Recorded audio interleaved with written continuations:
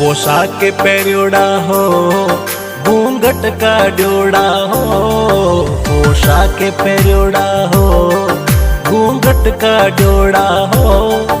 देखण सू तो थे लागो कोई भला घरोरा हो, देखण सू तो थे लागो कोई बड़ा घरोरा हो।